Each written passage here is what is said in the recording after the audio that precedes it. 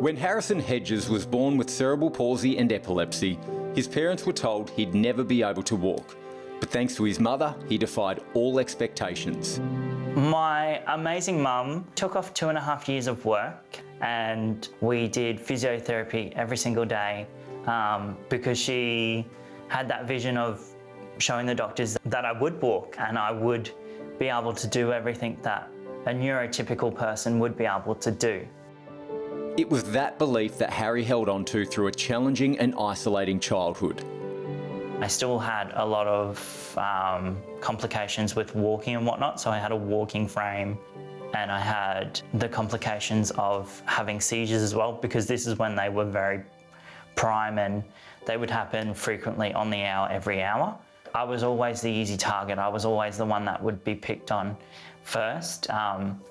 That was the hardest thing for me because I didn't really understand why these people were picking on me. After struggling to fit in throughout school, at the age of 15, Harry did a work experience placement at a Brisbane cafe. On his very first day, he discovered his passion for the art of brewing coffee. I just fell in love with it because there's so many variables to it. Like, there's so many different ways you can make coffee. And I just love the way that coffee brings people together. Harry's disabilities impact his motor skills and coordination, so becoming a professional barista would take some serious dedication. I wanted to exceed the expectation of overcoming those limitations because I don't think there's ever limitations in life. It's only a mindset. People with epilepsy and cerebral palsy and any disability for that matter can achieve anything that they set their mind to. You just got to give them the time of day and the opportunity. Getting the opportunity proved to be a much bigger obstacle than Harry expected, as he found the discrimination didn't end after leaving high school. I was getting at least 60 to 70 rejection letters a month. At this point, we were 10 years seizure-free, but I think the employers were more scared of taking someone on for their insurance purposes or their liability in the way of they just didn't want to take that risk and be branded as someone that had a disability in their establishment. Unemployment rates in Australia are twice as high for people living with disabilities. Despite countless rejections, Harry kept pushing for years and managed to find small patches of work at multiple Brisbane cafes. It was at one of these cafes that he met award-winning coffee roaster Tim Adams.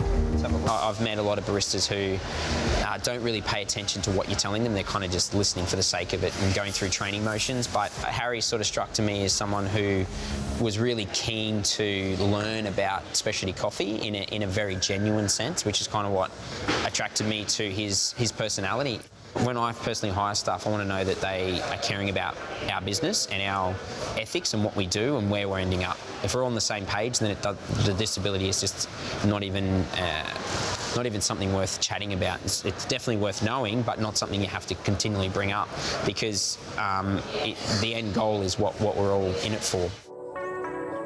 Recognising a fellow coffee lover in need of support, last year Tim helped Harry score his dream full-time job. Not just as a barista, but as the proud owner of his very own coffee shop. It's tasting good. Nice and hot. Yep.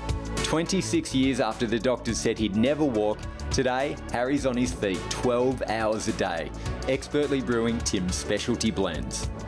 I do get tired. I do lack energy, but I guess for me it's the willing and the drive that I have for my business, for my passion for coffee and for overcoming my challenges. It brings me a lot of joy, it brings me a lot of happiness, and I wouldn't be running my own coffee shop if it wasn't for Tim. Cheers, thank you so much. Thank you. Cheers. Everyone deserves the right to employment, whether they do have a disability or not.